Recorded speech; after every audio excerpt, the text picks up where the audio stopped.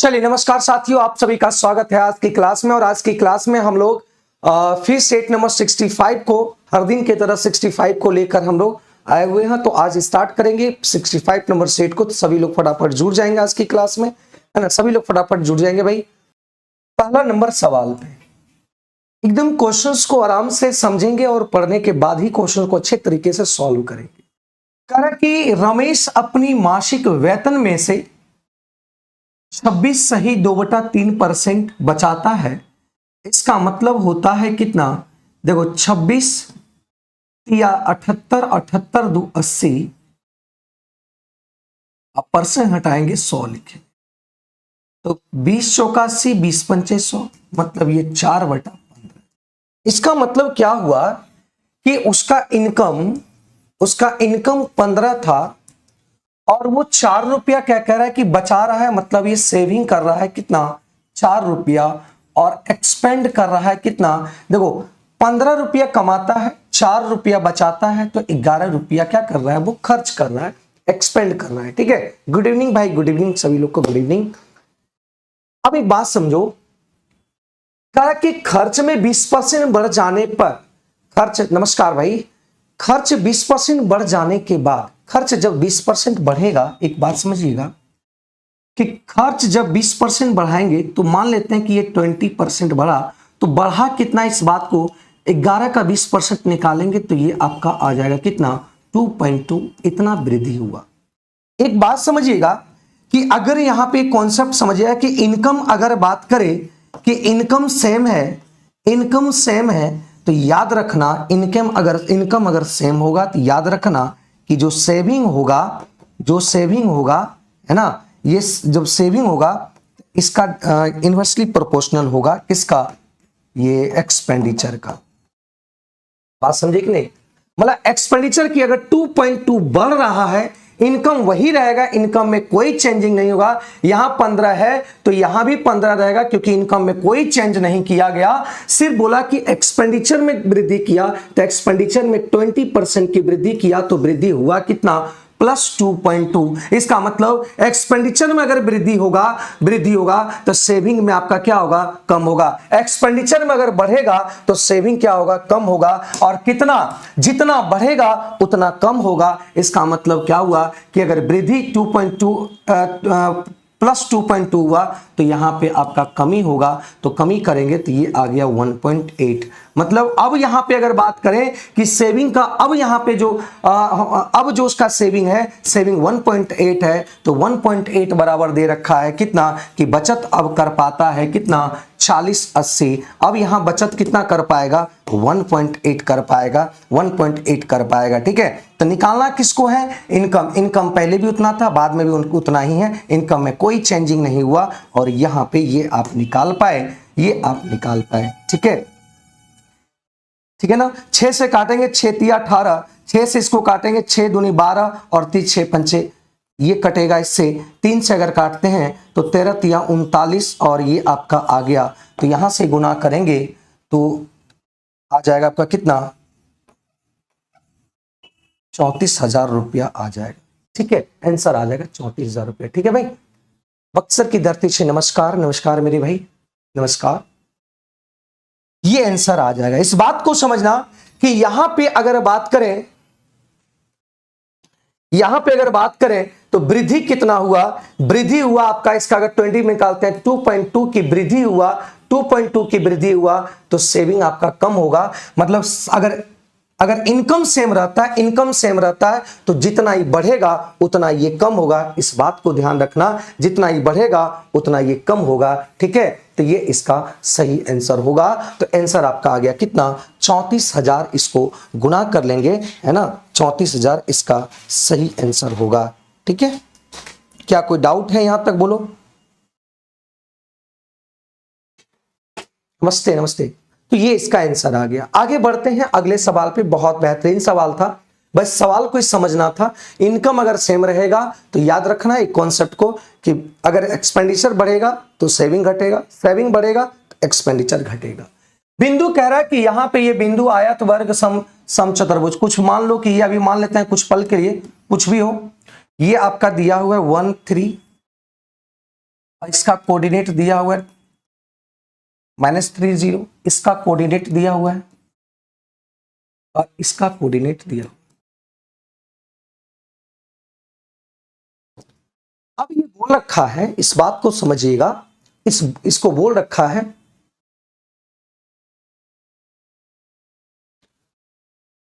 ये दे रखा है यहां पे, इस बात को समझिएगा, यहां दे रखा है कि 4 कोऑर्डिनेट है और ये चारों कोऑर्डिनेट से जो आकृति बनता है, ये चारों जो कोऑर्डिनेट है, चारों जो शीर्ष है, जो इससे आकृति बना, क्या ये समचतुर्भुज है, क्या आयत है, क्या वर्ग है, ये आपको जानना है, आपको बताना है, इस बात को समझिए। विकास कुमार कह रहे हैं हेलो सर, क्लासेस डेली, क्या बोले भाई, चलिए अब देखना है यहां से, क्या ये चारों त्रिभुज, चारों जो भुजा है बराबर होता है, तो बराबर देखो यहां से निकाल लेते हैं।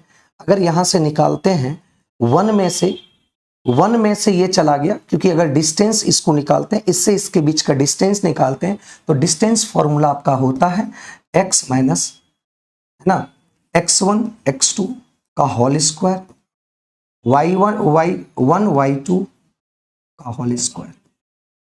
ठीक है, तो यहां से एक बात समझिए, 1 है और इसको घटाएंगे तो ये प्लस में आ जाएगा, तो ये 4 का स्क्वायर, और यहां से अगर करते हैं 3 में से ये घट जाएगा तो ये आपका आ जाएगा 3 का स्क्वायर। ठीक, सॉल्व करने की कोई जरूरत नहीं है।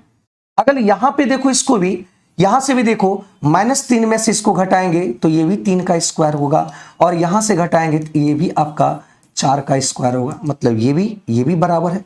अगर ये बराबर है, ये बराबर है, तो यहां से भी अगर देखते हैं, ये भी अगर देखने की बात करते हैं, यहां से ये भी देखने की अगर बात करें, तो यहां भी आ जाएगा 4 का स्क्वायर, अब -1 में से +1 ये आ जाएगा, तो यहां भी 3 का स्क्वायर हो जाएगा। ये भी आपका, ये भी सेम है, ये भी सेम है, तो ये भी सेम हो जाएगा। मतलब समचतुर्भुज का भी आपका चारों भुजा बराबर होता है और वर्ग की भुजा भी बराबर होता है। लेकिन यहां पे अगर हम ये विकर्ण को देख लेते हैं, विकर्ण की लंबाई को देखते हैं, अगर विकर्ण सेम हो गया, तो इस बात को समझिएगा, अगर विकर्ण सेम हो गया तो वर्ग में ही एक ऐसा है कि जो वर्ग में ही ऐसा है, देखो इसके अनुसार तो आ गया कि आंसर ये भी हो सकता है, वो भी हो सकता है, लेकिन अब विकर्ण अगर सेम हो गया तो हम कहेंगे कि ये वाला नहीं होगा, सिर्फ वर्ग होगा।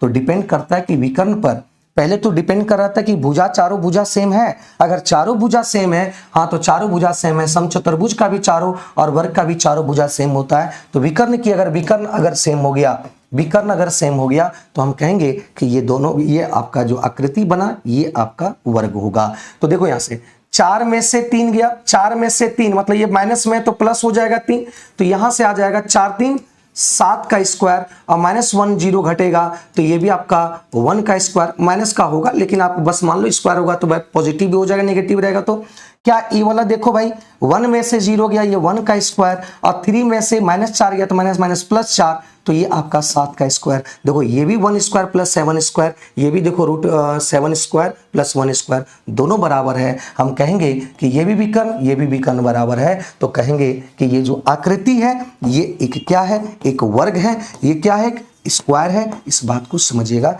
ये आपका एक स्क्वायर है ना, एक स्क्वायर है। इसका आंसर आ गया कौन, सी, इसका सही हो गया, ये आपका खत्म हो गया। क्या इस बात को समझ पाए?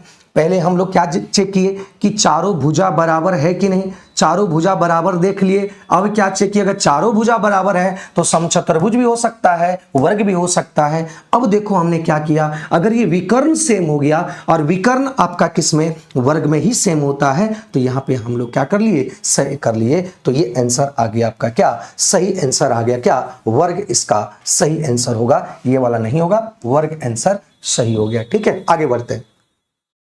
करें एक ठोस लंबवृत्तीय शंकु, आराम से देखेंगे, और कहीं पे डाउट हो किसी को तो कमेंट करेंगे, उसको हम फिर से बताने की कोशिश करेंगे, ठीक ना। ये आपका R है, ये आपका H है और ये L। करें कि एक लंबवृत्तीय शंकु की कुल पृष्ठीय क्षेत्रफल इतना दिया है। शंकु के कुल पृष्ठीय क्षेत्रफल की अगर बात करें, शंकु की कुल पृष्ठीय क्षेत्रफल की अगर बात करें तो πr² और +πrl, मतलब ये हो गया R प्लस क्या, L हो गया। शंकु की पृष्ठीय क्षेत्रफल हम लोग के अनुसार इतना होता है, लेकिन क्वेश्चंस में दे रखा है कितना 69। ये फॉर्मूला आपको याद होना चाहिए, ये आपका TSA होना, ये टोटल सरफेस एरिया है किसका, शंकु का। अब देखो यहां क्या दिया, इसका वक्र पृष्ठीय क्षेत्रफल किसका, इसका वक्र पृष्ठीय क्षेत्रफल पाई RL, वक्र पृष्ठीय क्षेत्रफल पाई RL, इसके कुल पृष्ठीय क्षेत्रफल मतलब पाई R प्लस L का 4 है, 415 नहीं है, इसको सुधार लेंगे तो ये आपका 4/15 है, सुधार लेंगे भाई, ठीक है 4/15 है, ठीक है भाई, उसको सुधार लेंगे, ये 4/15 है, इस बात को ध्यान रखें तभी आंसर निकल पाएगा, है ना। वो 4 मतलब कह रहा है कि इसका जो वक्र पृष्ठ क्षेत्रफल है, इसका टोटल सरफेस एरिया का कितना है 4/5 करेंगे तो ये इसके बराबर हो जाएगा। तो बहुत आसान है, बस यहां से अब देखो क्या निकाल लेते हैं, पाई RL कैंसिल हो गया, 5L इधर हो गया और 4L इधर चल जाएगा तो ये L हो जाएगा। देखो 5 इधर मल्टीप्लाई हुआ तो 5L और 4L इधर मल्टीप्लाई हुआ इधर हुआ तो माइनस में L आ गया और यहां आ गया 4L, ठीक है कोई दिक्कत नहीं। अब यहां पे पुट कर दो और जो कह रहा है निकालने निकाल दो। तो देखो यहां से पुट करते हैं आराम से,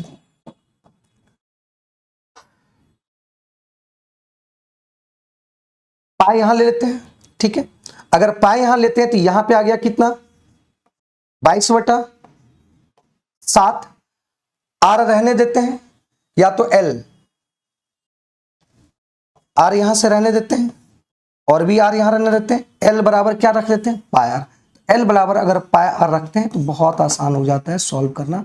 अब एक बात बताइए, इसको जब सॉल्व करेंगे तो यहां से आपको आ जाएगा 22/7, ठीक है 22/7 और देखिए 4 1 5 R हो जाएगा, यहां दोनों देखिए R प्लस 4R 5R और 5R इंटू R।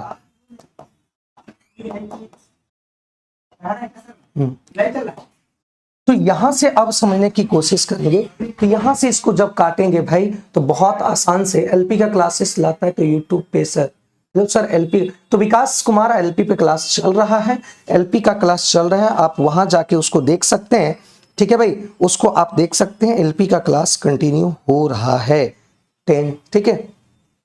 अब इसको काटो, 22 से कटेगा देखो तो, हाँ 22 से कट जाएगा, 22 तिया 66, 3 आया, 22 तिया 66, एक और कट गया एक बार में, 15 बार में, देख लो ये कट रहा है ना 15 बार में, ये 5 से इसको काटेंगे तो 6 पंचे 30 और 15, 5 तिया 15, तो R बराबर R स्क्वायर हो जाएगा। देखिए 63 इंटू 7, तो यहां से R बराबर निकल आया 9 सत्ती 63, तो 9 सत्ती 63 हो जाएगा, तो 7 और 3,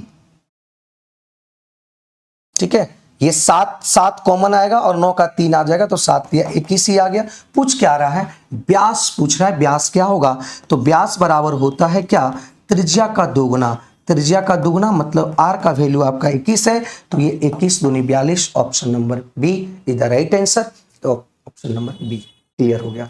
ये सरलीकरण करना है, आप जानते हैं मेरे भाई, अगर यहां पावर -1 होगा तो ये 1/a होता है, ठीक है, तो यहां से 1/a बहुत सिंपल है, 1/b, ठीक है, और यहां से भागा दिया है, ये 1/a³ और प्लस 1/b³, ये तो आप अच्छे तरीके से जानते हो, ये कैलकुलेशन है भाई, ये हो जाएगा क्या है a प्लस बी ऊपर चल जाएगा और ये ए बी हो जाएगा, क्लियर है, यहाँ पे A B calcium A B, ये बी उधर चल गया ये इधर आ गया, तो a प्लस बी लिख सकते हैं कि नहीं, a³ प्लस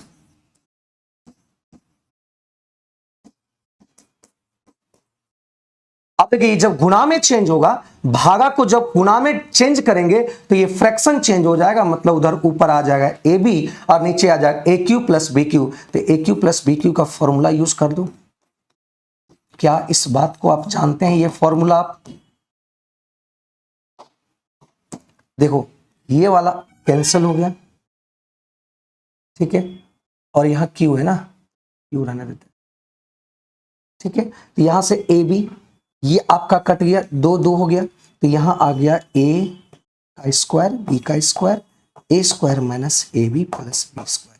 क्या ये कैलकुलेशन था, ये सिंप्लीफिकेशन था, क्या ये क्वेश्चन ये समझ पाए भाई, इसका आ जाएगा सी, इसका सही आंसर आ जाएगा, है ना। ठीक है, 4 का सी, सी सी, बहुत बढ़िया, सी आंसर आ गया, बहुत अच्छी बात है भाई।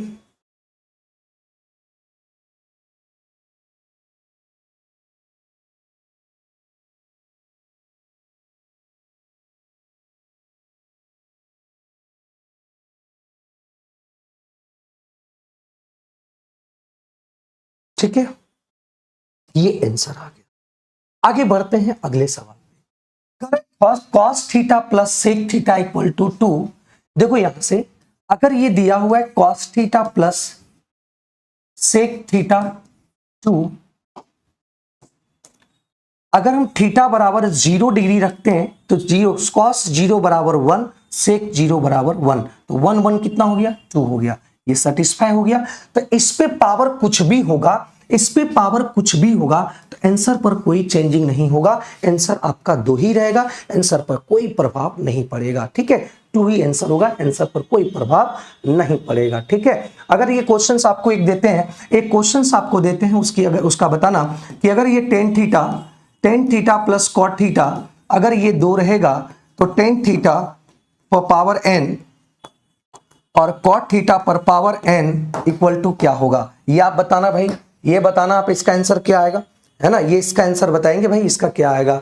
अब कह रहा है कि यदि थीटा एक धनात्मक न्यून कोण है, थीटा एक धनात्मक न्यून कोण है, याद रखना कि जब भी एक कॉन्सेप्ट ध्यान रखना कि यदि थीटा 1 प्लस थीटा 2 अगर ये 90 डिग्री हो जाए, थीटा 1 प्लस थीटा 2 अगर ये 90 डिग्री हो जाए तो हम कहेंगे थीटा 1 प्लस इंटू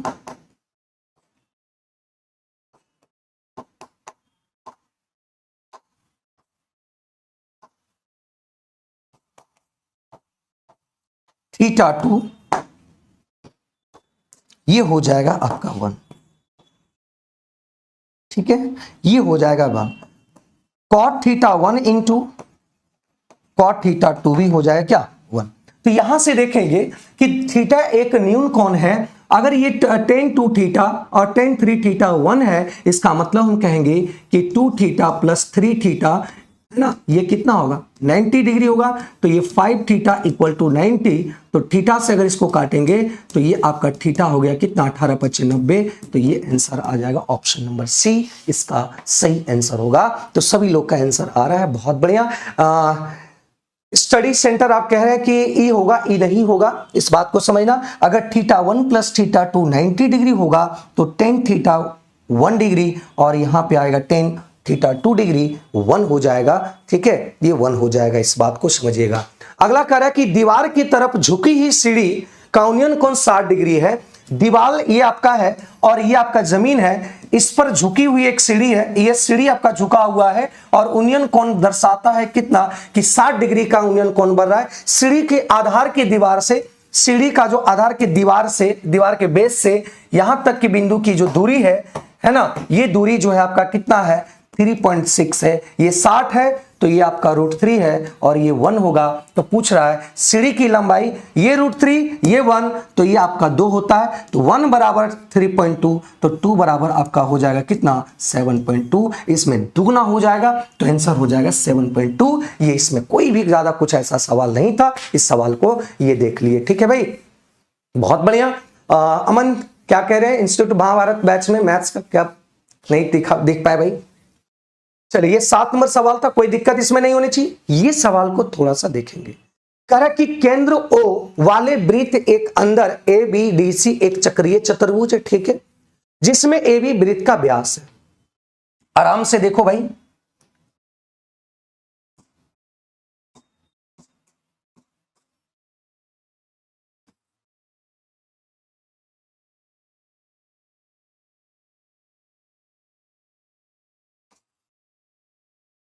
ठीक है, यहां कह रहा है कि एक वृत्त का व्यास है, इस बात को समझिएगा, एक वृत्त का व्यास है, ये व्यास को दर्शा रहा है।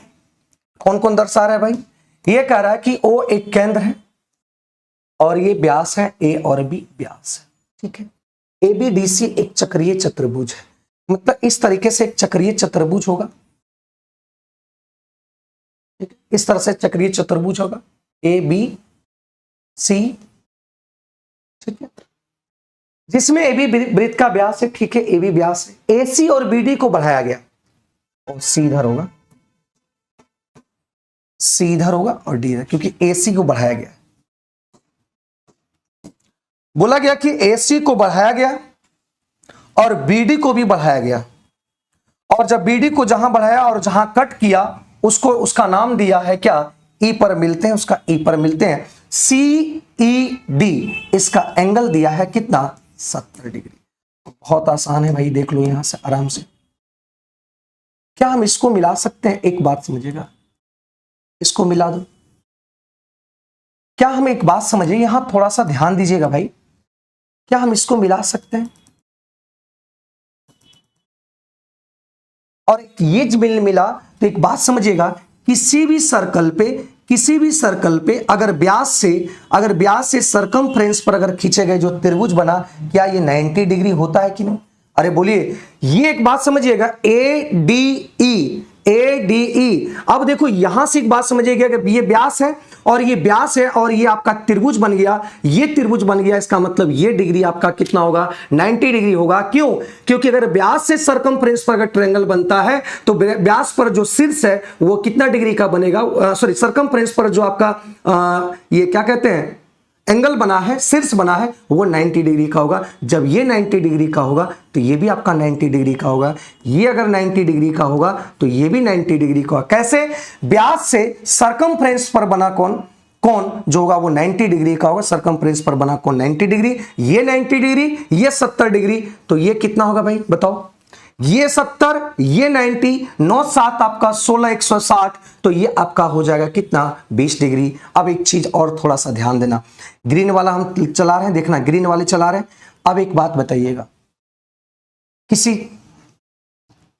किसी जीवा से, किसी आपका ये क्या बोलते हैं, जीवा से सेंटर पर बना कोण सरकमफ्रेंस पर बने कोण का क्या होता है, दुगना होता है। अगर ये 20 है तो ये आपका कितना होगा, 40 होगा। क्यों? कि किसी भी सर्कल में, किसी भी जीवा से सेंटर पर बना कोण सरकमफ्रेंस पर बने कोण, अगर ये थीटा है, ये थीटा है, ये थीटा है, तो ये आपका क्या होगा, 2 थीटा होगा। तो यही आपका 20 होगा। ये आपका मान ले जीवा, और ये आपका बना है सरकमफ्रेंस पर 20, तो सेंटर पर आपका इसका दुगना होगा 40। यही पूछ रहा था COD, ऑप्शन नंबर सी इसका सही आंसर होगा। ठीक है सर, सेट कहां पे मिलेगा, ये आपको परचेज करना पड़ेगा भाई, इसमें सेट आपको नहीं मिलेगा। हेलो सर, ये क्लास डेली होता है? हाँ, डेली आपका 2 बजे से स्टार्ट होता है, डेली 2 बजे से 2 PM में। ठीक है, 2 PM में डेली स्टार्ट होता है। क्या इस क्वेश्चन को समझ पाए भाई? ये मेरा गलत हो गया था सर, ठीक है कोई बात नहीं। क्या इस क्वेश्चन को समझ पाए भाई? कोई अगर दिक्कत है तो बताओ। एक आराम से करेंगे, इसमें कोई भी हड़बड़ी करने की जरूरत नहीं है। अगर अभी सारे कॉन्सेप्ट को समझ लेंगे तो एग्जाम में कोई भी प्रॉब्लम क्रिएट नहीं होगा। दो वृत्त बाह्य रूप से एक दूसरे को क्या कर रहा है, टच कर रहा है। एक दूसरे को क्या कर रहा है भाई, टच कर रहा है। एक दूसरे को क्या कर रहा है,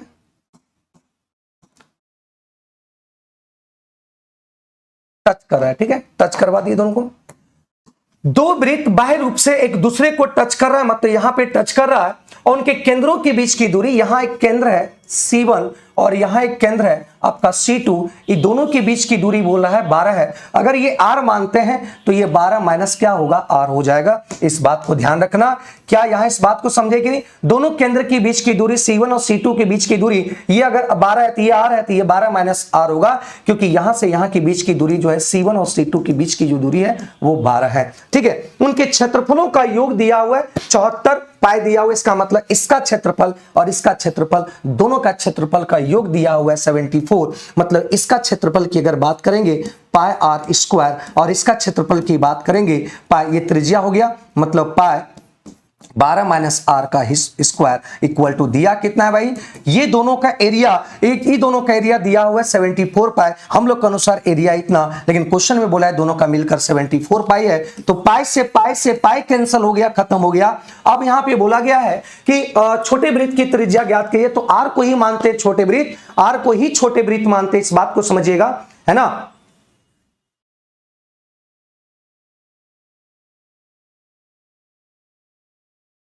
ठीक है, आर की अगर बात करें, इस बात को समझिएगा, देखो यहां पे अब सॉल्यूशन करने की कोई जरूरत नहीं है, यहां से ऑप्शन से ले लो, ऑप्शन से देख लो। मान लेते ये पॉइंट में है, ये पॉइंट में है, ये आपका बिना पॉइंट के, इसको पहले सॉल्व कर लो, चेक कर लो इसको, इसके रिस्पेक्ट में आपको ये चेक करना आसान होगा। तो 5 का स्क्वायर यहां हो जाएगा 25, और 12 में से 5 या 7, 7 का स्क्वायर करेंगे 49, तो 9 5 14 4 2 6 7 सेटिस्फाई हो गया, मतलब ये सेटिस्फाई हो गया।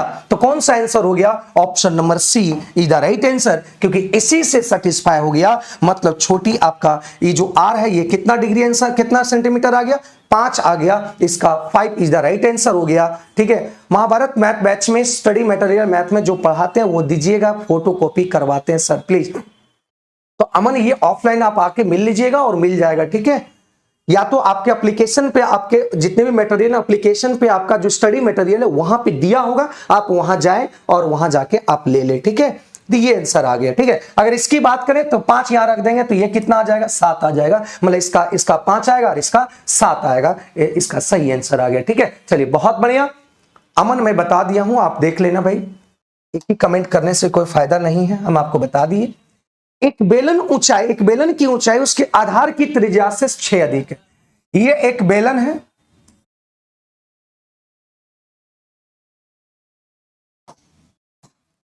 ये कह रहा है त्रिज्या आपका 14 है। अब देखो यहां सवाल को समझिए, बेलन की ऊंचाई उसकी आधार से 6 सेंटीमीटर अधिक है। अगर ये 14 है तो ये आपका कितना होगा? 20 होगा, ठीक है। बेलन का आयतन क्या होगा? तो बेलन का आयतन आप लोग जानते हैं, बहुत आसान है। बेलन का आयतन होता है पाई 22/7 आर स्क्वायर, 14 इंटू 14, और हाइट ये आता है, ठीक है। क्लियर है? आप कमेंट में ये बोलेंगे कि इसका टोटल सरफेस एरिया क्या होगा, बताएंगे भाई, कमेंट में आप बताओ इसका टोटल सरफेस एरिया क्या होगा, आप बताएंगे इसका आंसर क्या आएगा। तो ये आ जाएगा आपका कितना? 44 गुना 14 दूनी 28, 8 चौक 32, मतलब जीरो के पहले यूनिट डिजिट आपका 2 होना चाहिए। तो एक ही ऑप्शंस में दिया हुआ है सी, इसका सही आंसर होगा। पूरा गुना करने की भी कोई जरूरत नहीं है, पूरा गुना करने की भी आपको जरूरत नहीं पड़ेगा, आप ये मारकर आगे बढ़ सकते हैं। इसका आंसर ये होगा, सी इज द राइट आंसर। आप ये बताएंगे भाई कि इसका टोटल सरफेस एरिया क्या होता है, कमेंट करेंगे टोटल सरफेस एरिया क्या होता है। सी सही आंसर है। चलिए बहुत बढ़िया, सी सभी का आंसर आ रहा है, बहुत अच्छी बात है, ठीक है।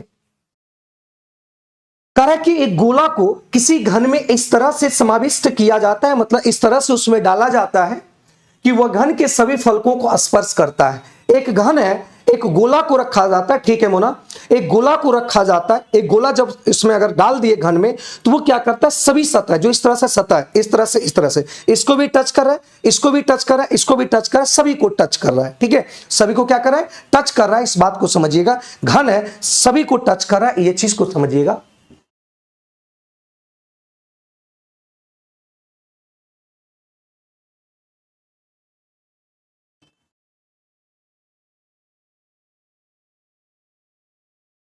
घन है ना,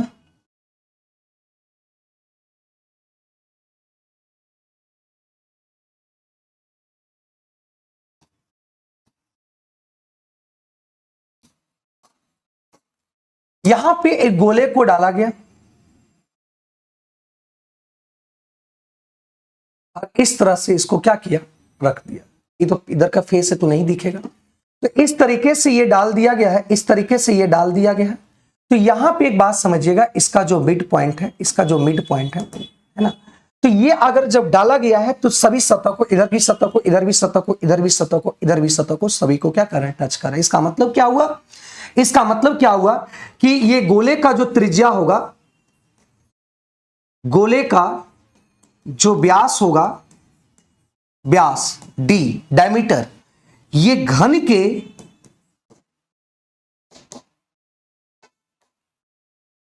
के भुजा के बराबर होगा। मतलब d बराबर होगा, मान लेते हैं इसको x मान लिए, इसको भी x मान लिए, या a मान लो, a मान लो, जो मानना है मान लो, a मान लिए, a मान लिए, तो ये आ गया क्या? a। तो d बराबर a आया, तो r बराबर कितना आएगा? इस गोले का जो त्रिज्या होगा वो क्या होगा? a/2 होगा, ठीक है। अब देखिए क्या बोला है, तो यहां बोला गया है, इस बात को समझिएगा कि अगर घन और गोले के आयतन का अनुपात a है तो ए है इसका किसका, घन का आयतन, तो घन का आयतन क्या होगा, ए क्यू।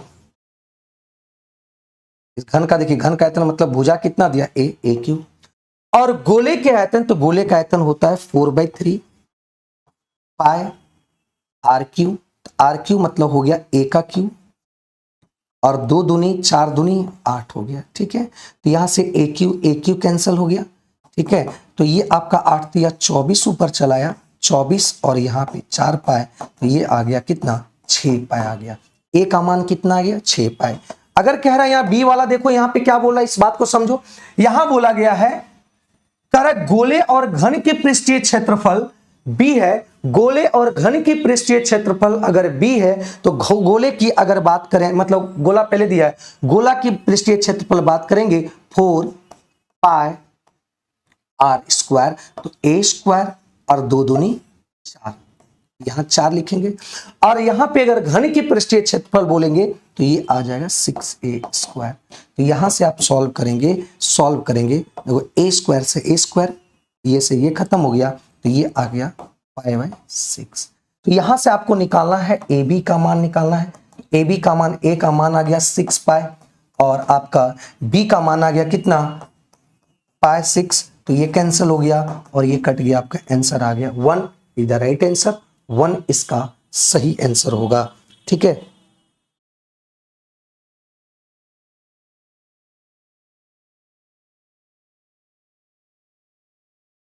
ठीक है, 1 इसका सही आंसर होगा, 1, ठीक है।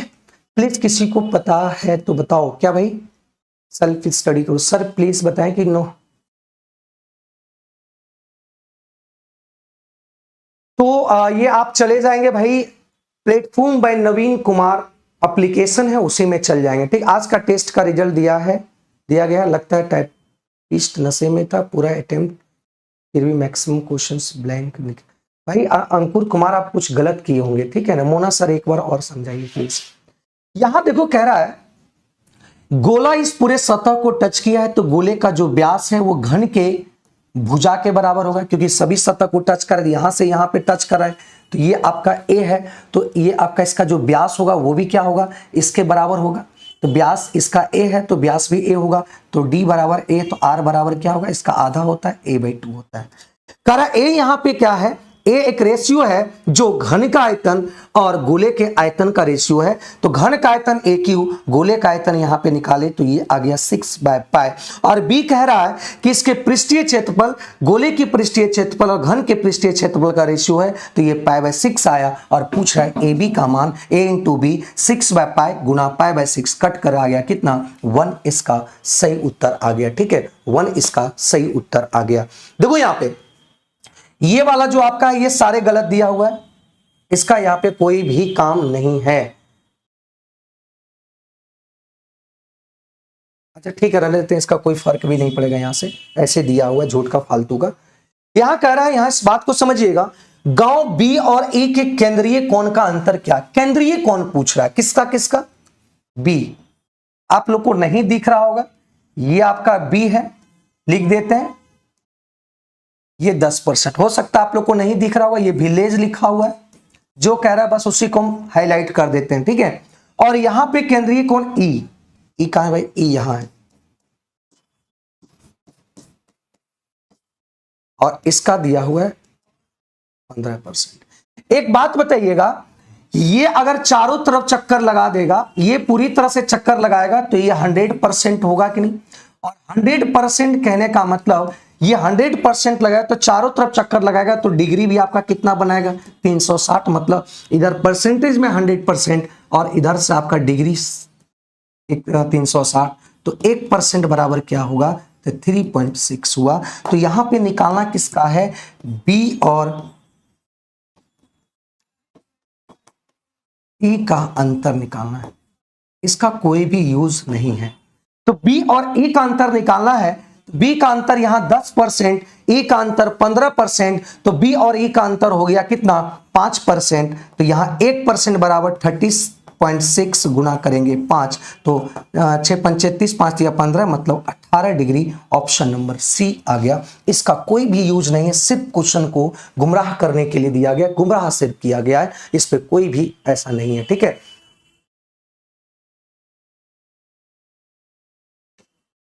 अच्छा ठीक है। प्लेटफॉर्म जो भी टेस्ट का होता है टीचर वाला, वो सारे टीचर वाला होता है। किस पे? आपका प्लेटफॉर्म टीचर में होता है। ठीक है, ठीक है, आगे बढ़ते हैं। ये देखो एक सवाल है, कह रहे 60 रुपये प्रति केजी वाले चीनी, 60 रुपये एक चीनी है जो आपका एक प्रकार का जो चीनी है फर्स्ट प्रकार का, ये 60 रुपये पर केजी है, इस बात को बता रखा है। ठीक है, अब 42 रुपये प्रति केजी वाले चीनी दूसरा प्रकार का है।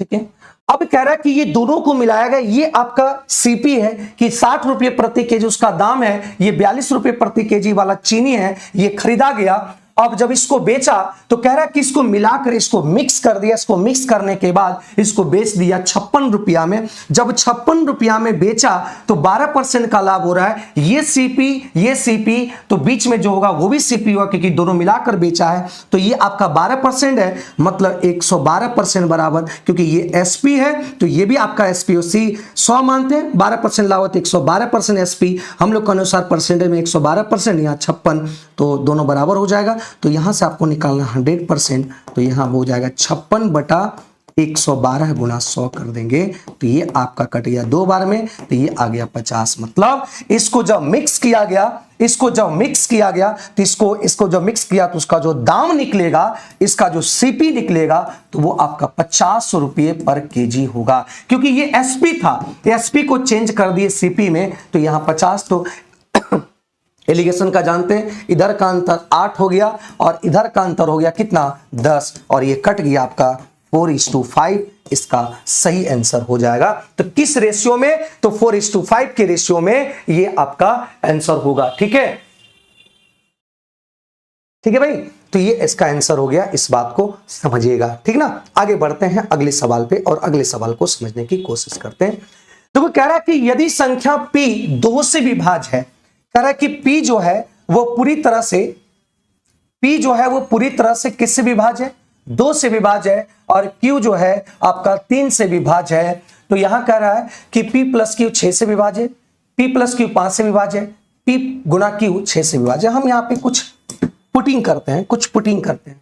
अगर P बराबर 2 मान लेते हैं और ये Q बराबर 3 मानते हैं, ये 2 से भी पूरी तरह से डिवाइड है, 3 से भी पूरी तरह से डिवाइड है, तो P + Q 2 और 3 कितना हो गया 5।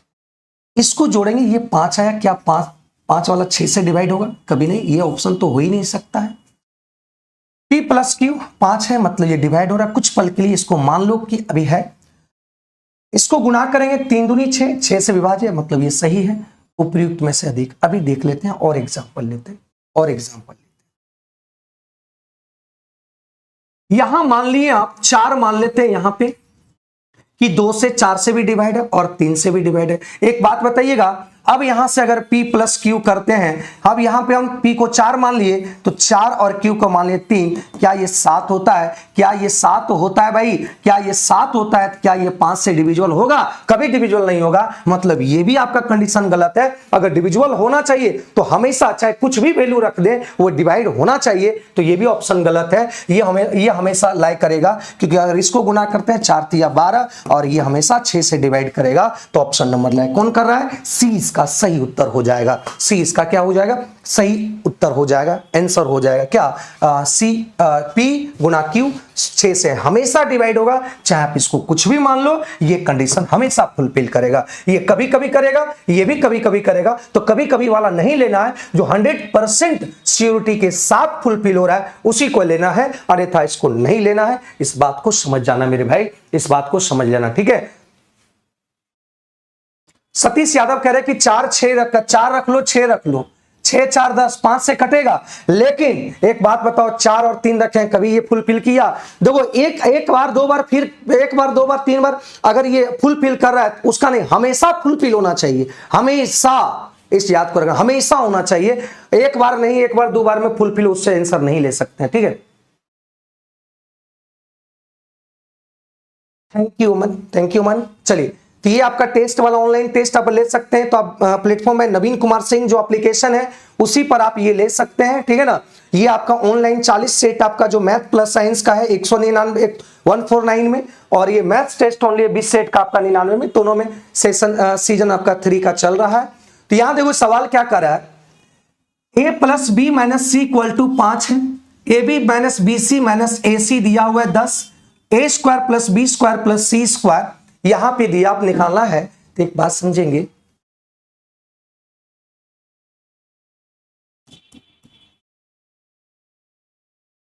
इसको स्क्वायर कर दें, बोथ साइड स्क्वायरिंग। तो बोथ साइड स्क्वायरिंग करेंगे तो ये क्या आ जाएगा फॉर्मूला, ए स्क्वायर प्लस बी स्क्वायर। अब देखिए ये नेगेटिव है, इसको इस तरह से लिख सकते हैं, देखो यहां पे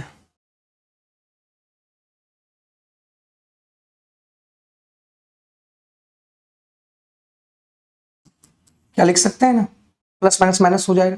तो इसका स्क्वायर करेंगे तो ये पॉजिटिव ही हो जाएगा, प्लस प्लस 2 फॉर्मूला 2 कॉमन लेते हैं क्योंकि 2ab 2bc 2c है, तो 2 कॉमन ले लिए, 2ab तो ये ab आ जाएगा।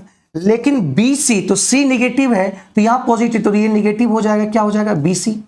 ca तो ये निगेटिव है, ये पॉजिटिव है, तो ये निगेटिव आ जाएगा ca, और इक्वल टू आपका यहाँ 5 पचे कितना आ जाएगा, 25 आ जाएगा। इसका मान निकालना है। ये इसका वैल्यू आपका दे रखा है कितना, 10, 10 दूनी 20 है ना, 10 दूनी 20, ये 25, तो ये आपका उधर चल जाएगा, तो 5 आ गया। तो इसका मान आ गया कितना, 5 इज द राइट आंसर, 5 इसका सही आंसर होंगे, ठीक है। आशुतोष आप अपने अनुसार अपने को देखकर आप करें स्पीड बढ़ाओ, लेकिन बहुत सारे स्टूडेंट हैं जो कि नॉर्मल हैं, तो उसको अच्छे तरीके से समझाना होता है। आशुतोष थोड़ी सी बात को समझा कीजिए, है ना, आप एक टीचर बनने वाले हैं, तो एक चीज को थोड़ा सा आप समझने की कोशिश कीजिए। आप तेज हैं, मानते हैं आप तेज हैं, तो आपका स्पीड लगेगा कि स्लो चल रहा है, लेकिन बहुत सारे बच्चे जो हैं, बहुत सारे स्टूडेंट हैं जिसका स्लो थोड़ा सा मॉडरेट है, तो उसको समझाना पड़ता है, ठीक है, ठीक है भाई, बात समझिए। आपका 2 ही घंटा में होगा, याद रखना, 40 क्वेश्चन 2 घंटा में पक्का हो जाता है, ठीक है भाई। यहां पे देखो अगले सवाल, आशुतोष हम एवरेज लेकर चल रहे हैं, एक आदमी ने बैंक से 11% वार्षिक साधारण ब्याज की दर पर ऋण लिया, एक आदमी ने बैंक से 11% की दर से ऋण लिया और 3 वर्षों के बाद ऋण लिया और 3 साल के बाद बैंक जाता है क्या देने के लिए, ब्याज देने के लिए जाता है। जब वो ब्याज देने के लिए उसने केवल इस अवधि के लिए ब्याज के रूप में दिया कितना, इतना रुपया दिया, मतलब ब्याज के रूप में दिया है 9570। तो एक बात बताइएगा, हम लोग के अनुसार ब्याज जो होता है वो क्या होता है, ब्याज मतलब ऐसा ही, ब्याज मतलब होता है रेट, रेट इंटू टाइम। तो 11% इंटू टाइम, टाइम कितना है 3 साल, क्योंकि 11% 3 सालों के लिए 11 या 33, मतलब ये 33% बराबर आपका दिया हुआ है इतना। तो यहां से 100% निकाला, 100% कहने का ये मूलधन होता है, 100% कहने का ये क्या होता है, मूलधन होता है, प्रिंसिपल होता है, क्या होता है, प्रिंसिपल होता है, प्रिंसिपल। अब ये 100% निकालेंगे तो 95, ये ब्याज 1 यूनिट का निकल गया और गुना 100 कर दिए, तो यही आंसर आ जाएगा, ठीक है, यही आंसर आ जाएगा। तो ये आपका कट गया कितना, 29 बार में, तो ये आ जाएगा कितना answer, 29,000, option number C, option number C, ठीक है।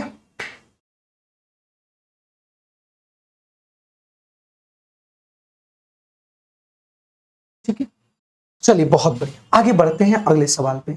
कह रहा 1 से 200 तक के बीच 5 से ऐसे कितने गुणज हैं।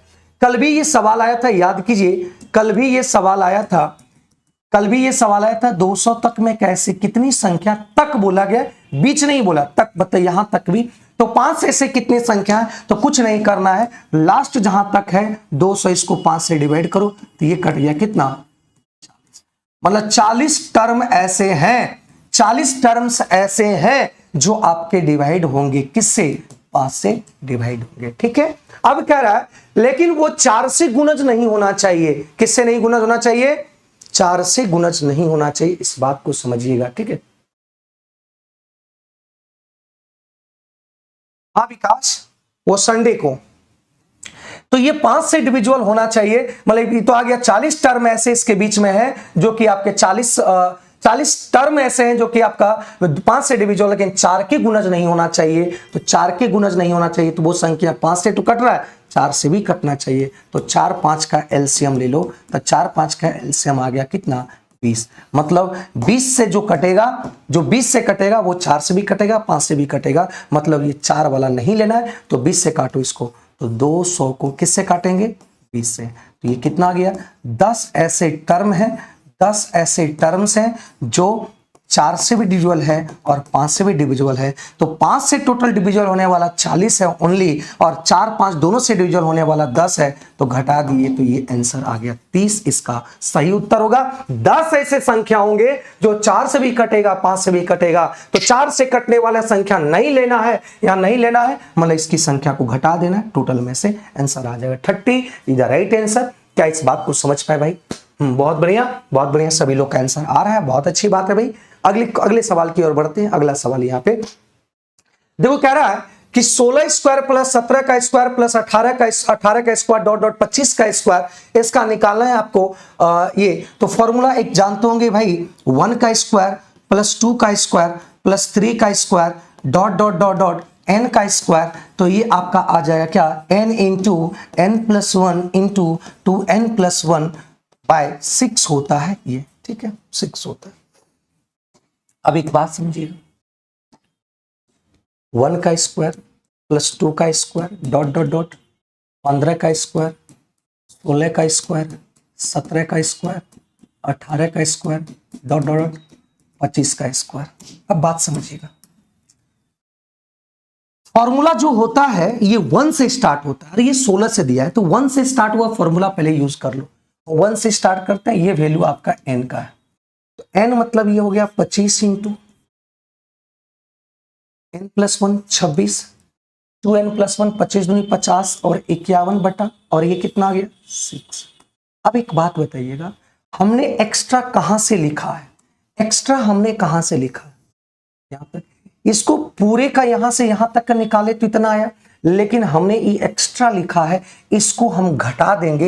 ये पूरे वाले में से इसको अगर घटा देंगे तो ये वाला निकल जाएगा कि नहीं, तो घट जाएगा। फॉर्मूला यहां से आ जाएगा, n का वैल्यू कितना आएगा 15, तो 15 16 15 दूनी 30 31 बटा 6 इसका सही आंसर आएगा।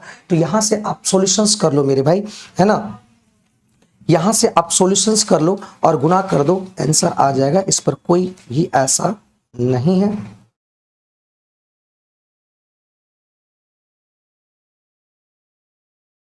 चलो, तो यहां से हाँ मैथ्स प्लस साइंस 149 में है, तो यहां से अगर काटेंगे तो ये आपका 13 दूनी और ये 3 दूनी, तो ये आपका 17 हो जाएगा। तो ये आपका 25 गुना 13 करेंगे तो 250, 300 315 गुना 17, तो ये आपका आ जाएगा 5525, देख लीजिएगा। और ये आपका काट देंगे 8 से, और ये कटेगा 3 से, ये कट गया 5, 8 पंचे 40, तो 4 12 ये आ जाएगा, ठीक है। तो यहां से काटे, यहां से घटाएंगे 5, यहां से घटेगा ये 5 और 12 में से 4 गया ये 8, बस एक ही ऑप्शन दिख रहा है यहाँ पे 8 5, सी राइट आंसर, सी इसका सही उत्तर होगा। कोई दिक्कत है तो बताना मेरे भाई, कोई अगर प्रॉब्लम है तो क्या ये सही है ना, गुना करके देख लेना, गुना सही है ना, गुना सही है ना, देख लो भाई। तो यहां तक ये आंसर आ गया, ठीक है। अब देखो यहां बोला है कि इसका महत्तम समावर्तक निकालो। महत्तम समावर्तक जैसे हम निकालते हैं 4 और 6 का महत्तम समावर्तक निकालते हैं, एचसीएफ निकालते हैं, तो क्या करते हैं, इसमें जो गुणनफल होगा, इसमें जो फैक्टर होगा, इसमें जो फैक्टर होगा, जो कॉमन फैक्टर होगा वही 2 कॉमन फैक्टर है, इसमें भी 2 है, इसमें भी 2 है, ले लेते हैं ना। तो यहां पे भी वही चीज करेंगे, ये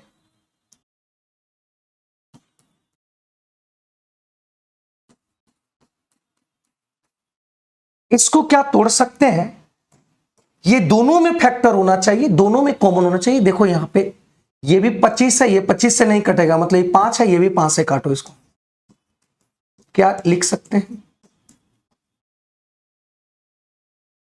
कोई डाउट है यहां पे, नहीं होनी चाहिए। और यहां पे हम लिखेंगे इसका एचसीएफ अगर लेते हैं, एक बात बताइए, कॉमन क्या है, 4 पर पावर 5, 4 पर पावर 5 1, ये 1 आ गया, 4 पर पावर 5 होता है 1024 माइनस 1, ये आ जाएगा कितना 1023। इसका सही आंसर हो जाएगा। इसमें ज्यादा कुछ करने की जरूरत नहीं है। मेरा फोन हैंग हो रहा है इसलिए रिप्लाई जल्दी नहीं कर पाते हैं सर। चलिए कोई बात नहीं, कोई बात नहीं भाई, रिप्लाई नहीं कर पाते तो कोई बात नहीं, लेट से ही आएगा, कोई दिक्कत इसमें नहीं है। तो आंसर आपका आ गया इतना। क्या इस बात को समझ पाए भाई? क्या इस बात को क्लियर हुआ है? इस चीजों को समझ पाए कि नहीं? तो ये आपका आ गया इतना। ठीक है, एचसीएफ का मतलब होता है जो मैक्सिमम कॉमन, तो मैक्सिमम 4 पर पावर 5, यहां भी 4 पर पावर 5, यहां भी एक, यहां भी एक, लेकिन नेगेटिव है तो ये कर लेंगे तो ये आंसर आ जाएगा। ठीक है, ठीक है श्रीकांत, सही है भाई। अब कह रहा है कि एक सामान्य असाइनमेंट बंटन में बहुलक और माध्यिका है ना,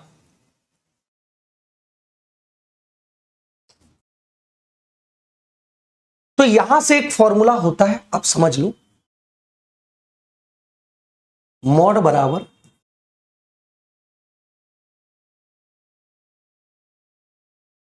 थ्री मीडियन माइनस 2 मीन होता है। तो यहां से देखो कि बहुलक कितना दिया हुआ है, तो बहुलक आपका दिया हुआ है 7.52, 7.52 आपका बहुलक दिया हुआ है, तो ये 7 ये आ गया। और यहां पे मीडियंस दिया हुआ है इतना, तो 3 गुना इसको सॉल्यूशंस कर लो, बस आंसर आ जाएगा। तो यहां से आ गया इतना, तो 6 18 घटा दो, देखो 6 18 9 27, तो 27.8 और यहां से ये घट जाएगा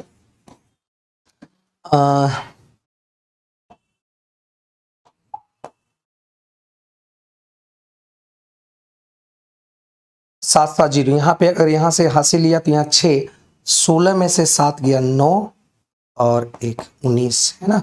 यहाँ पे आगे इधर घटेगा तो ये वाला गुना करके इधर घटाएंगे तो ये आ जाएगा 19.66 और ये आपका आ गया कितना, लेकिन ये आपका जो होगा वो नेगेटिव में होगा, इधर आएगा तो नेगेटिव में आ जाएगा, तो माइनस माइनस कैंसिल हो गया।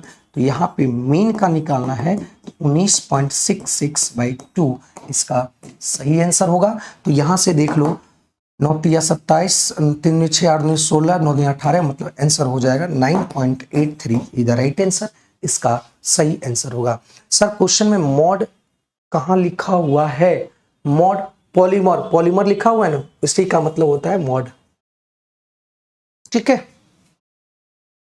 हिंदी में देखो दिया है बहुलक।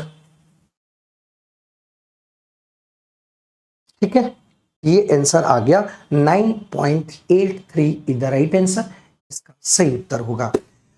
अब देखो यहां कह रहा है कि दो त्रिभुज आपका समरूप है, दो त्रिभुज आपका क्या है?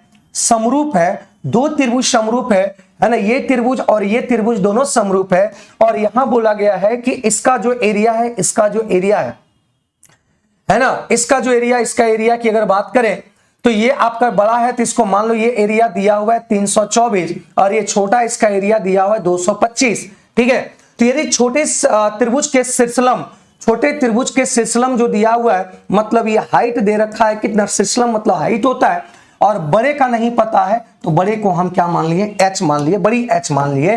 तो हम जानते हैं कि जब त्रिभुज समरूप होता है का जो रेशियो होगा, इसका जो एरिया का जो रेशियो होगा, इसके संगत भुजाओं के स्क्वायर के रेशियो के बराबर होता है। इस बात को समझिएगा, संगत भुजा, भुजा का ये भुजा का रेशियो का स्क्वायर के बराबर, ये बेस के स्क्वायर के बराबर, परपेंडिकुलर हाइट के स्क्वायर का, तो हाइट यहां पे लेंगे इसका, ये बड़ा ट्रायंगल तो बड़ा एच, छोटा ट्रायंगल तो छोटा ट्रायंगल।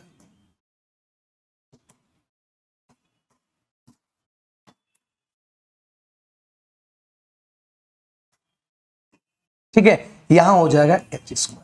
तो इधर रूट अगर निकालते हैं तो इधर रूट आ जाएगा, तो ये आपका आ जाएगा 324 और ये आ जाएगा 200।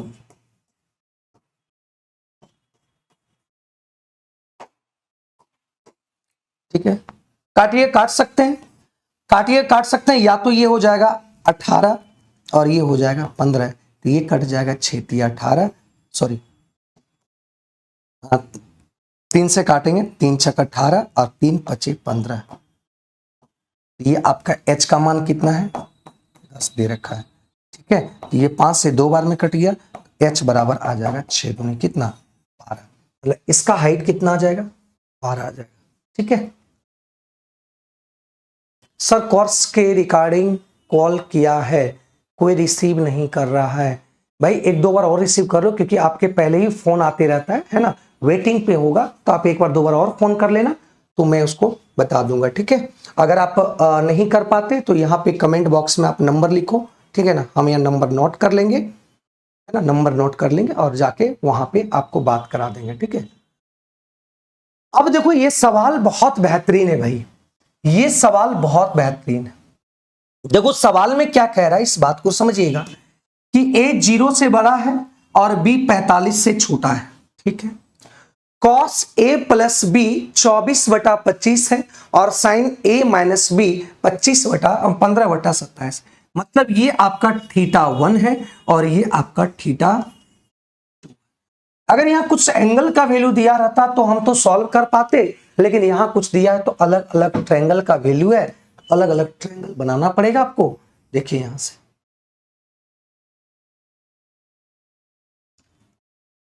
ये 90 है और ये 90।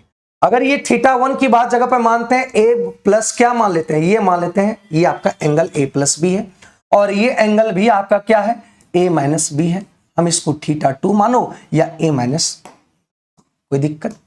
अगर ये cos की मान दिया है तो cos की मान मतलब b/h होता है, मतलब ये आपका 24 है तो ये आपका कितना है, 25 है। ठीक है, ये 24 है तो ये आपका क्या है भाई, 25 है। इसमें कोई भी प्रॉब्लम नहीं होनी चाहिए। तो आप जानते हैं ट्रिपलेट क्या होता है,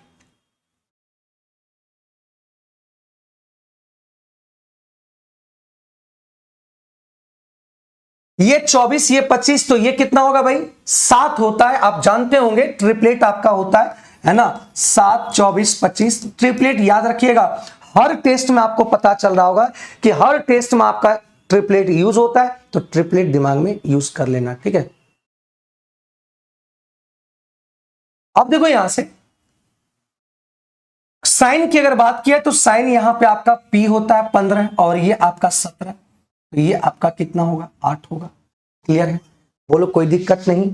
8 कितना होता है, 8 15 17, ये भी ट्रिपलेट आप जानते हैं। पूछ क्या रहा है, 10 to a, तो 10 to a की अगर बारे में पूछ रहा है तो देखो यहां से ध्यान से देखो, क्या हम लिख सकते हैं इसको, देखिएगा 2a को लिख सकते हैं a प्लस बी और a माइनस बी लिख सकते हैं। मतलब ये आपका θ1 और ये आपका θ2, तो tan θ1 प्लस θ2 होता क्या है, tan a, इसको a मानो इसको b मानो, तो tan a मतलब a प्लस बी और plus tan a minus b होता है ना भाई। देखो यहां से tan a प्लस बी का फॉर्मूला होता है tan a और tan b और 1 minus tan a into tan b होता है ना। अब देखो यहां पे क्या आएगा, 1 माइनस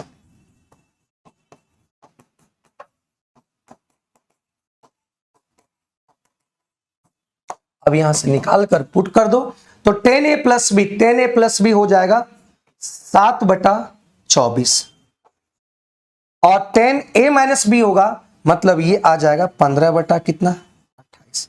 इसको पहले सॉल्व कर लो, ऊपर वाला को सॉल्व कर लो, तो ये आ जाएगा 24, तो 24 से कहीं यहां पे आ जाएगा कितना 7 और 8 या 24, तो 15 या 45, मतलब ये आ गया 52 कितना 24। 52/24 आ गया, मतलब हम कह सकते हैं 26। 13 चौका 52, 13 चौका 52 और 6 चौका 24, 13 कितना आ गया 6 आ गया। क्या इस बात को समझा, 13 क्या आ गया 6 आ गया, इस बात को समझ। अब देखो यहां से नीचे वाला का टर्म को इसको आप सॉल्व करते हैं, कहां पे कहीं पे देखो सॉल्व कर लेते हैं, है ना। यहां से देख लेना, ये वाला टर्म को सॉल्व कर रहे हैं, ऊपर वाला टर्म सॉल्व किए तो 13/6 है, ये वाला टर्म को सॉल्व करेंगे तो 1 minus tan a plus b, तो tan a प्लस बी हो जाएगा 7/24 और गुना हो जाएगा कितना tan a माइनस बी, मतलब 15/24। तो इसको जब सॉल्व करेंगे तो ये 24 गुना कितना आएगा, 8 आ जाएगा, है ना। 24 गुना 8 आएगा, एलसीएम आएगा ना 24 गुना 8, तो 8 चौक 32 और 8 दूनी 16, तो ये 192 हो जाएगा। 24 8 आपका आ जाएगा इतना। अब देखिए ये आपका हो जाएगा कितना, 15 सती 105। या तो एक काम करते हैं यहीं तक कट करते हैं, आपको उतना करने की जरूरत नहीं है, आप यहीं से कट कर दो। यहां से काटेंगे 3 पच्चे 15 और ये 3 पच्चे 15, 5 तिया 15, ये 8 तिया 24, ठीक है। तो ये 8 8 64, तो यहाँ आ गया 64, 7 पच्चे 35, 35 आ गया और बटा 8 8 64 आ गया। तो यहाँ से 64 में से अगर ये चल जाएगा, 14 में से 5 चल गया 9, और यहाँ पे आप देखो मेरे भाई, है ना, 14 में से यहाँ 5 हो गया, तो ये आ गया 29/34, ठीक है, 29/34। तो यहां से देखने को मिला कि ऊपर का मान आ गया कितना, 52/24 और नीचे का मान आ गया कितना, 29/64। तो ये वाला 29/64, तो क्या हम इसको लिख सकते हैं इस तरीके से, इस तरह से पलट के लिख सकते हैं।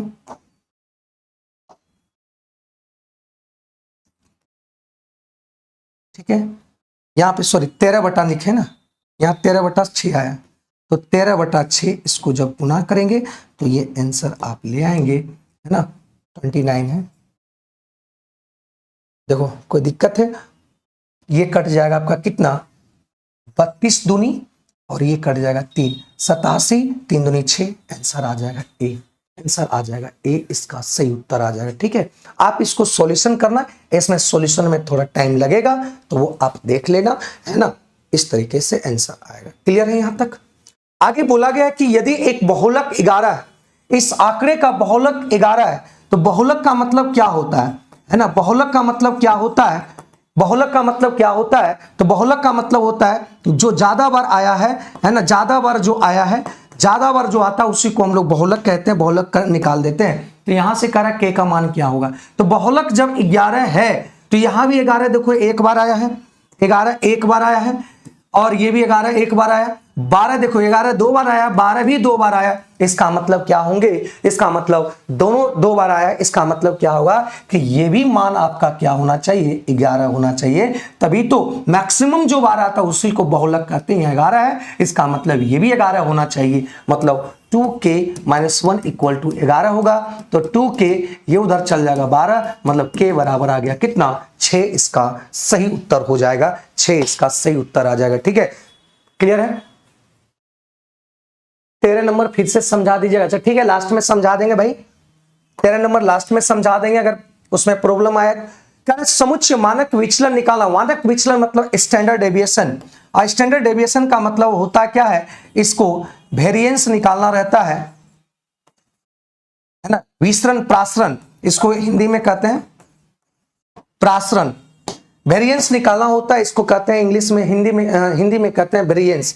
स्टैंडर्ड डेविएशन इक्वल टू होता है रूट अंडर वेरिएंस, तो वेरिएंस यहां निकालना होता है, तो इस बात को समझिएगा, वेरिएंस निकालना है, प्रसरण निकालना है, तो प्रसरण निकालने के लिए आपको क्या करना पड़ेगा, सबसे पहले मीन निकालना पड़ेगा,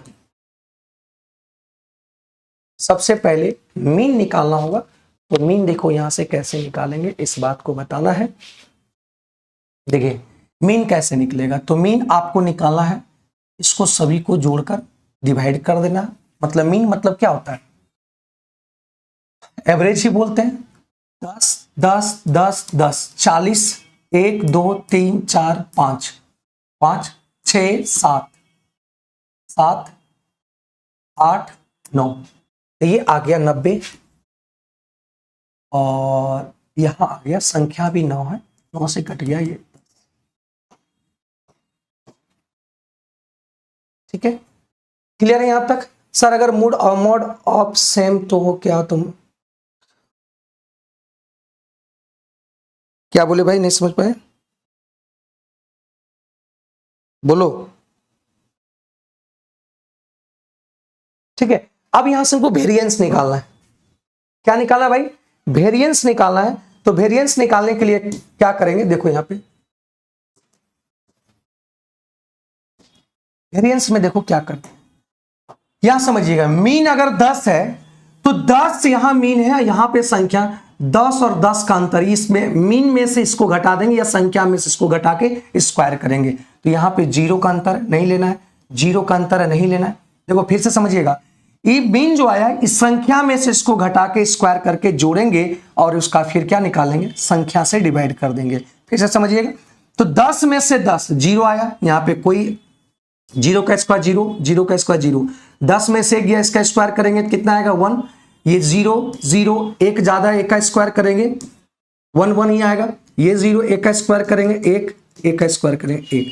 तो मतलब यहां से आ गया 1 + 1 + 1 + 1 और 0 0 ना लिखकर यहां संख्या टोटल कितना है 9 है, मतलब ये आ गया 4/9, 4/9 वेरिएंस आ गया।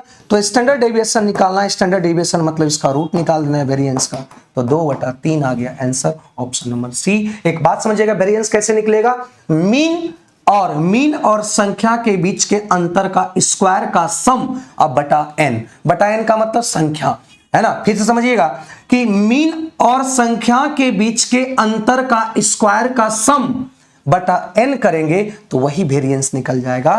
तो इसमें 0 का अंतर, इसमें 0 का अंतर, इसमें भी 0 का अंतर, 0 का अंतर, 1 का अंतर जहां था उसको जोड़ लिए और संख्या से डिवाइड कर दिए, तो 2 बटा आपका आ गया कितना, ये आंसर आ गया। ठीक है, 2/3 इज द राइट आंसर, इसका सही उत्तर आ गया।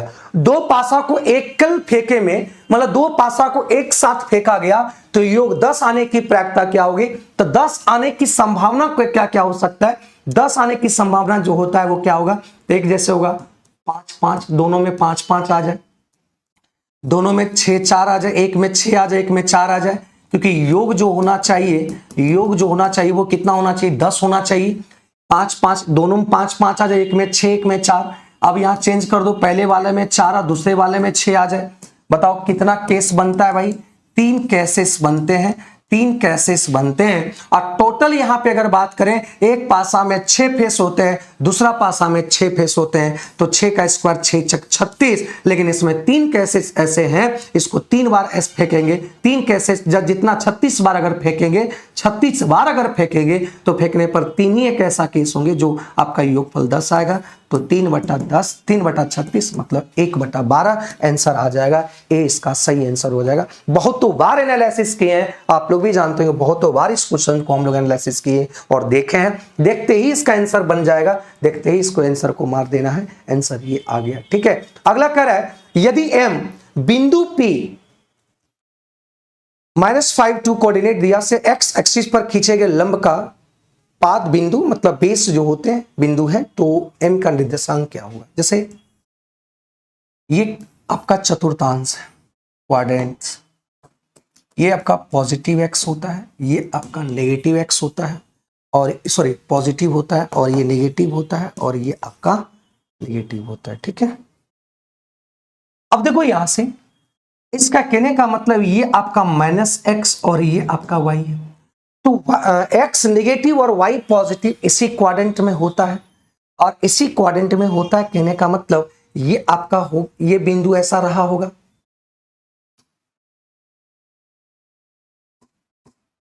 ये बिंदु ऐसा रहा, y कोऑर्डिनेट आपका 2 तक जाएगा और ये आपका कोऑर्डिनेट 5 तक जाएगा, मतलब यहां पे मान लेते हैं। ठीक है,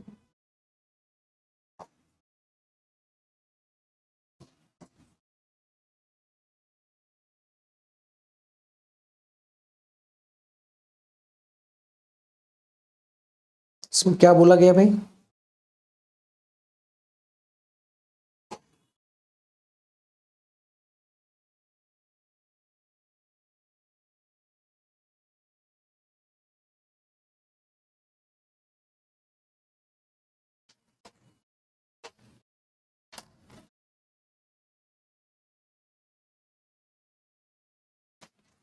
बताओ, थोड़ा सा पानी पी लेते हैं, आप आंसर बताइएगा, आंसर क्या आएगा।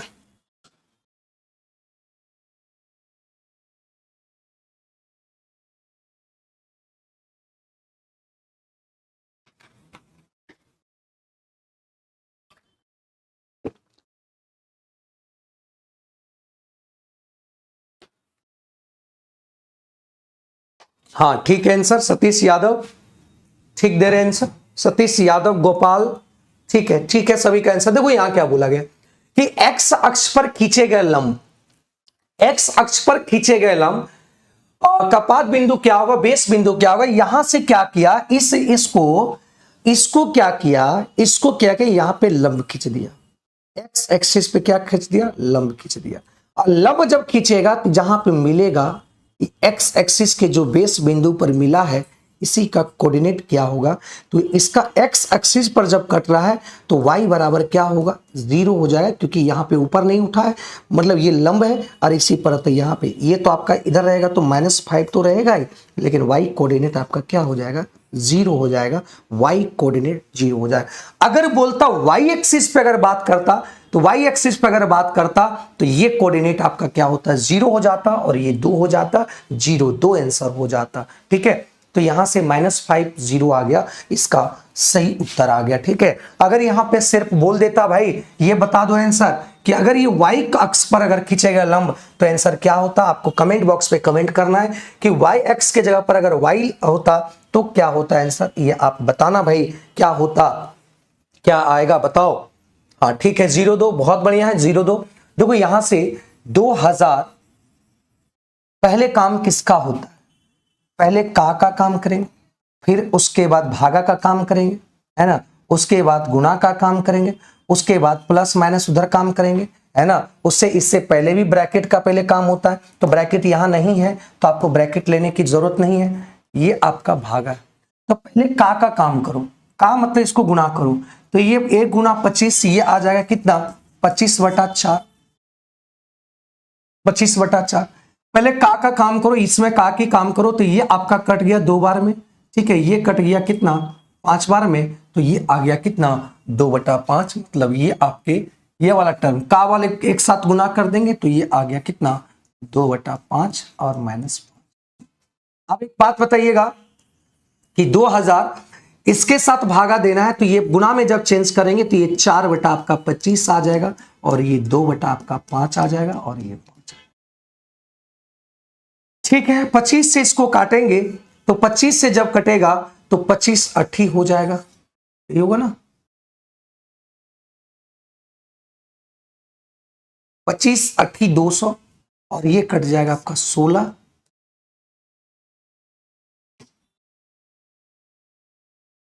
16 चौका 64 दूना 128 -5 करेंगे ये आ जाएगा 123, 123 option number C, option number C. ठीक है, सर जी नींद लग रहा है, रविचंद्र यादव जी। भाई देखो यहां पे ABCD एक ऐसा चक्रीय चतुर्भुज है जिसकी विकर्ण बिंदु P पर प्रतिच्छेद कर रहा है, जिसका विकर्ण P पर प्रतिच्छेद कर रहा है। ठीक है, बनाओ इसका आंसर, बताओ मेरे भाई इसका आंसर क्या आएगा, भाई जल्दी बताओ इसका आंसर क्या आएगा।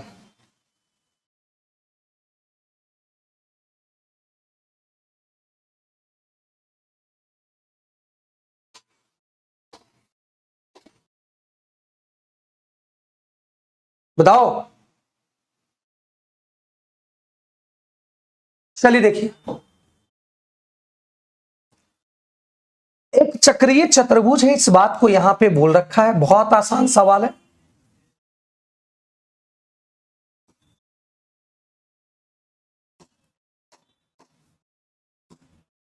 ठीक है, तो ये मान लेते हैं इस तरह से चक्रीय चतुर्भुज आपका दिया हुआ है।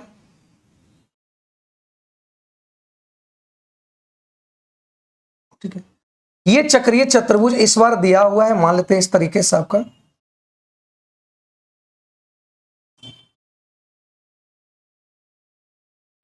दिया हुआ है।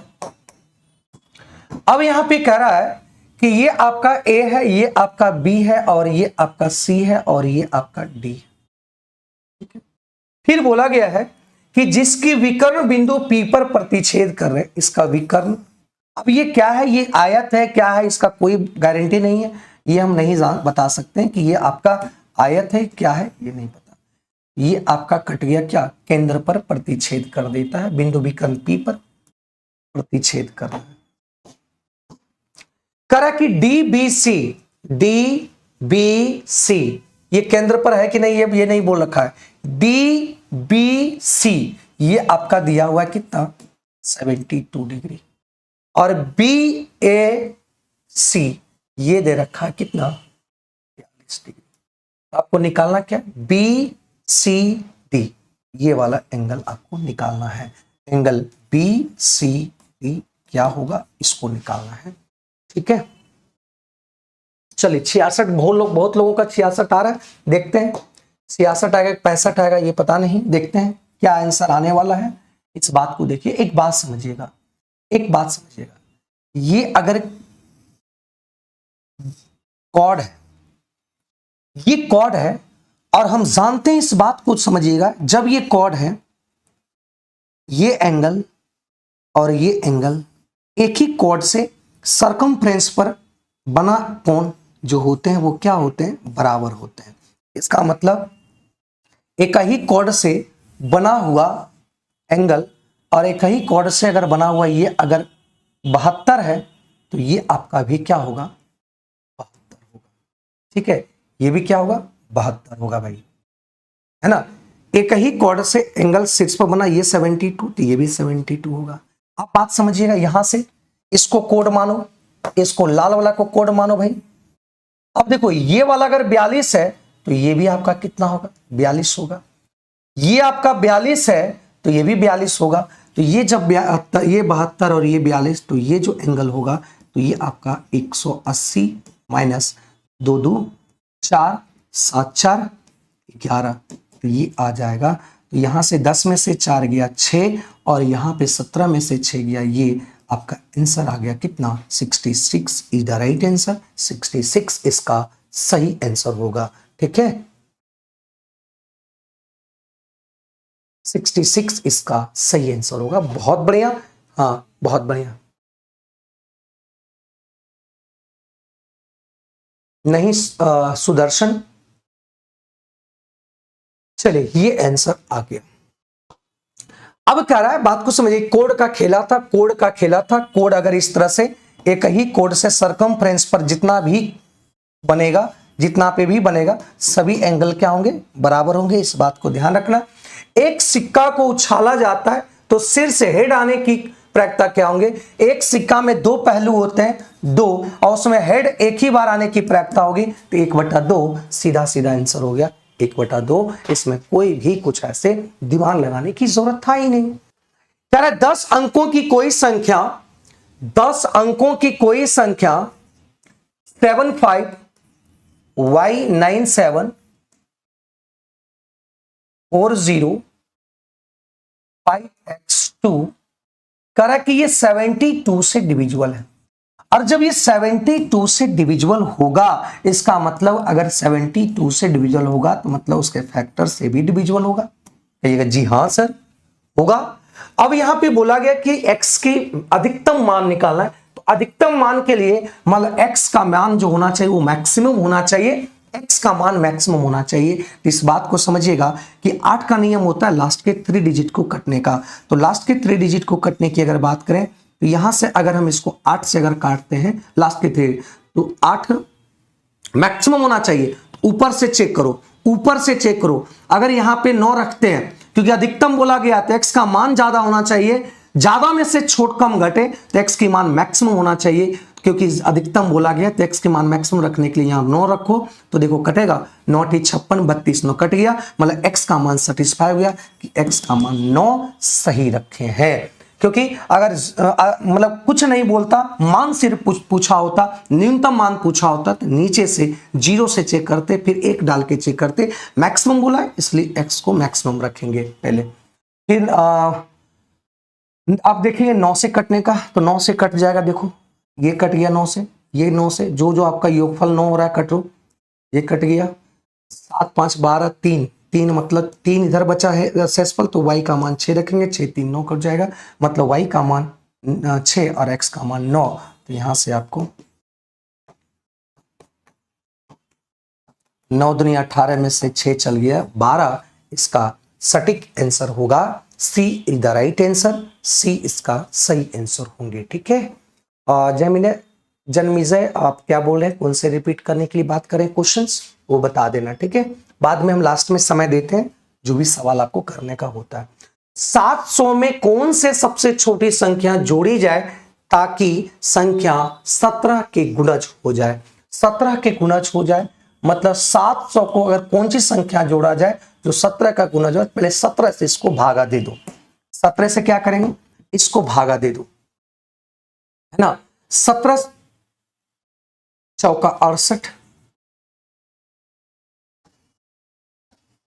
ये आपका आ गया कितना 20, तो 17 इकाई 17, तो ये आ गया, मतलब ये आपका रिमाइंडर आ गया कितना 3। तो जो संख्या जोड़ा जाएगा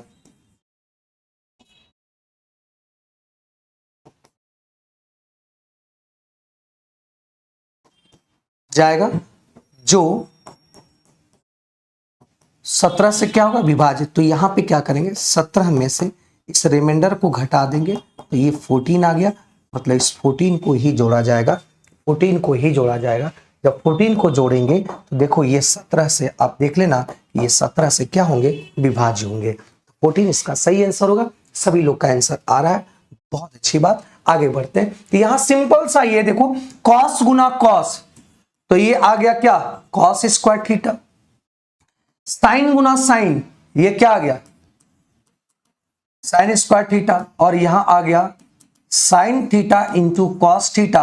अब देखो ये साइन स्क्वायर थीटा या कॉस स्क्वायर थीटा या cos square theta plus sine square theta, ये 1, और ये आ गया sine theta into cos theta. ये उलटेगा, ये पलट जाएगा, तो ये आपका आ जाएगा क्या सेक थीटा इंटू,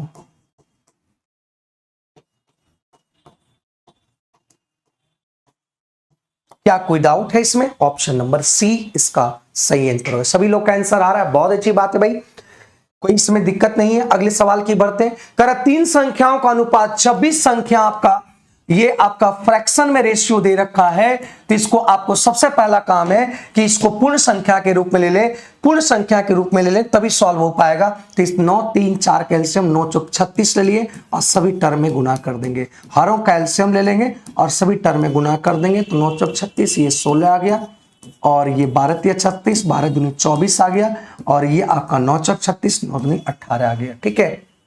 ये आपका संख्या आ गया, ये संख्या का रेशियो आ गया। जब भी क्वेश्चंस में अगर फ्रैक्शन में दिया हो, जब भी क्वेश्चंस अगर फ्रैक्शन में दिया हो, इस बात को समझिएगा कि फ्रैक्शन कभी नहीं रहता रेशियो में, तो क्या करें हरों कैल्शियम लेकर सभी जगह गुना कर देंगे। तो हरों कैल्शियम आया 36, सभी टर्म में गुना कर दिए, तो यहाँ पे संख्या 16 24 18 पूर्ण संख्या के रूप में आ गया। तो कह रहे हैं यहाँ पे देखो, यहाँ पूछा है सबसे बड़ी और सबसे छोटी, तो सबसे बड़ी कौन है भाई 24 है, और सबसे छोटी कौन है 16 है। इन दोनों के बीच का अंतर 8 यूनिट है, लेकिन क्वेश्चंस में बोला है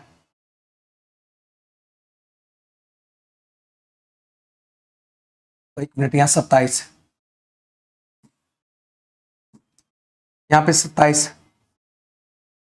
तो छोटी और दोनों बड़ी में अंतर यहाँ की अगर बात करें 11 का अंतर है, तो 11 यूनिट यहाँ पे देखो रेशियो में 11 का अंतर, लेकिन क्वेश्चन में बोला है 33, तो 1 बराबर कितना 3। तो बड़ी संख्या निकालना है, तो बड़ी संख्या आपका हो जाएगा कितना 24 तिया 72, मतलब यहाँ गुना 3 करेंगे 24 तिया 72 आंसर आ जाएगा, 20 का सही आंसर हो जाएगा, ठीक है, ठीक है 72 आंसर आ जाएगा, ये 72, ठीक है 72 इज द राइट आंसर, इसका सही उत्तर आ जाएगा, ठीक है ना। आगे बढ़ते हैं अगले सवाल में।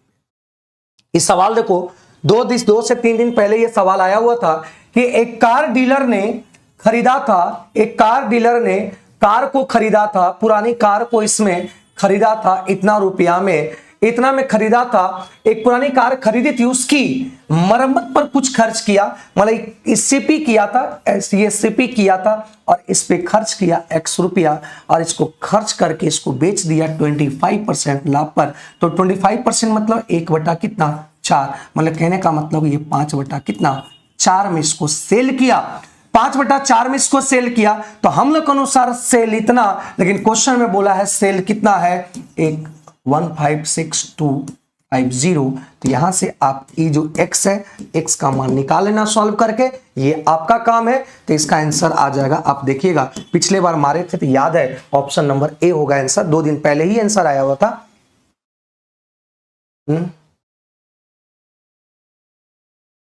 ओ ठीक है, ठीक।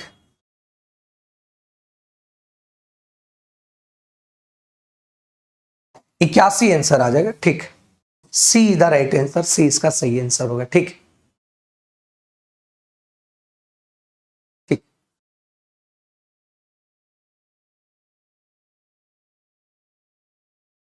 अच्छा कोई बात नहीं, आप कर लेना, ठीक है, होता है। करा ए बी और सी एक काम को क्रमशः 30 दिन में, 35 दिन में और 90 दिन में पूरा कर सकता है। कौन कौन बोल रहा है? A B C. 30, 45,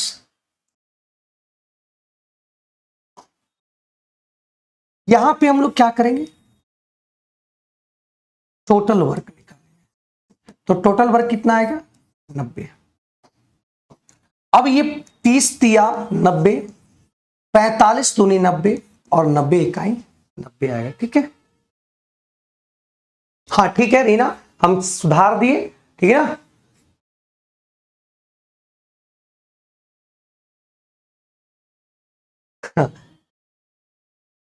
ये 90 है। अब कह रहा कि एक काम शुरू करता है और बी और सी दोनों मिलकर उसकी हर तीसरे दिन सहायता करने आता है। शुरू करता है ए, फिर दूसरा दिन भी ए और तीसरा दिन ए सहायता इसका करने आता है। कौन? बी प्लस सी। इसी तरीके से काम आगे भी बढ़ता है। मतलब ये आपके 3 डेज में, ये आपके 3 डेज की अगर बात करें तो 3 डेज में काम टोटल हो कितना रहा है? एक कर रहा है ये 3, 3, 3 2 5 और 6, ये तीनों मिलकर कर रहा है। तो यहां पे आ गया 3 3 6, 12 काम 3 दिन में किया। इसका मतलब हमको करवाना है 90। तो 3 डेज में 12, अगला भी 3 डेज में 12, अगला भी 3 डेज में 12। तो 12 में कितना गुना करेंगे? तो 12 सत्ती 84, ये भी 12 सत्ती 84, 8 करेंगे तो ज्यादा हो जाएगा, है ना। तो यहां पे आ गया कितना? 21 डेज में 84 काम हो गया।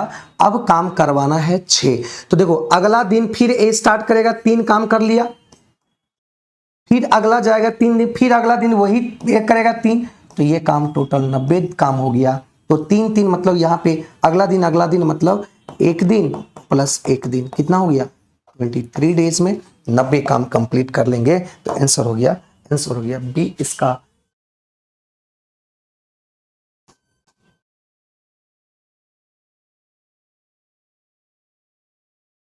ठीक है, 23 डेज इसका सही आंसर हो जाएगा, ठीक है। 21 + 2, ठीक।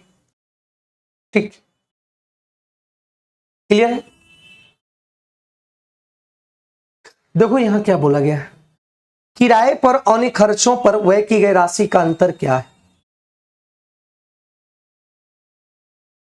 ये आपका परसेंटेज दर्शा रहा है किराए पर। तो किराए पर देखिए यहां 16% है, मतलब ये 16% दिया हुआ है। और अन्य खर्च पर, अन्य खर्च पर दिया है 14%। तो 30 करोड़ जो है, तो 30 करोड़ जो है, ये 30 करोड़ है। तो यहां पे कितने का अंतर होगा? 2% का अंतर होगा। तो इसका 2% निकाल दो, परसेंट ये कैंसिल। तो ये आपका आ गया 50, ये कैंसिल। तो 0.6 करोड़ आंसर हो जाएगा। ये आ जाएगा, इसमें कुछ है नहीं, दिख नहीं रहा है, हमसे नहीं बनेगा, कोई बात नहीं। ये हम लिख दिए, किराया यहाँ पे 16% और अन्य खर्च 14%, ठीक है। अन्य खर्च 14%, ठीक है।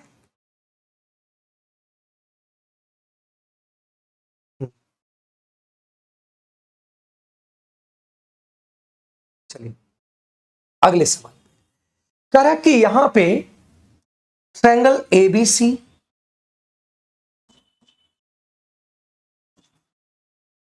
और ट्रायंगल एक ई डी एफ, ये दोनों क्या है? समरूप।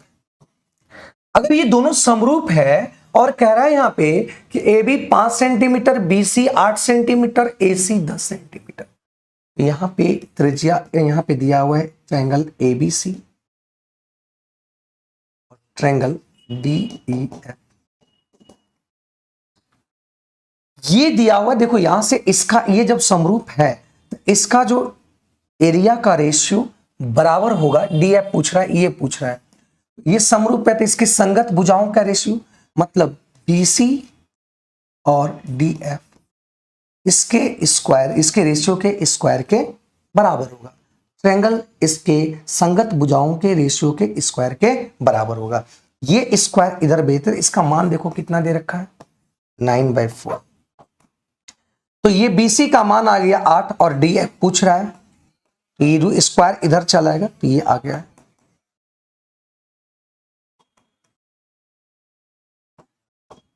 तो 8 दूनी 16/3, ये किसका मान आ गया, डीएफ का मान आ गया।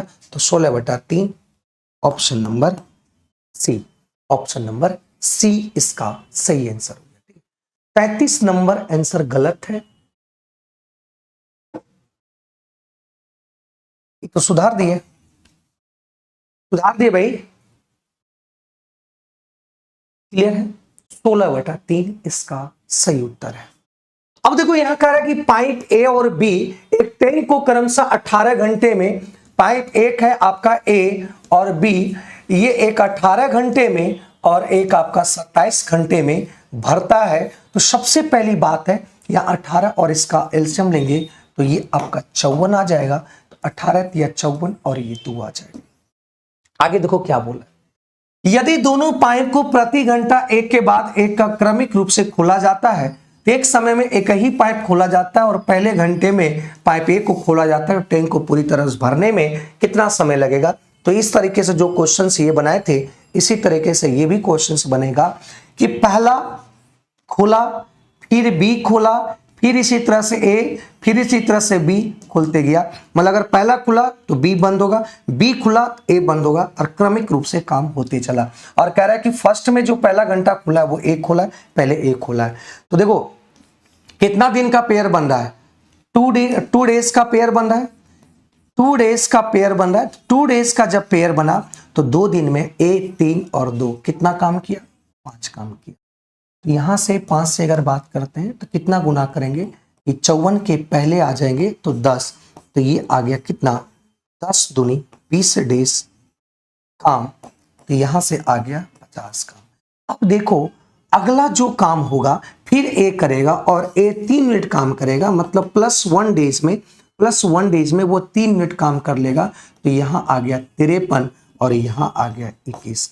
अब देखो यहां से आंसर क्या होगा 21। अब अगला फिर बी करेगा लेकिन काम बचा है कितना, काम देखो यहाँ 54 है, यहाँ 53, एक काम बचा है तो 1 और बी करता है कितना 2, 1/2, मतलब यही आंसर आ जाएगा बी, आंसर आ जाएगा बी इसका सही आंसर आ जाएगा, है ना।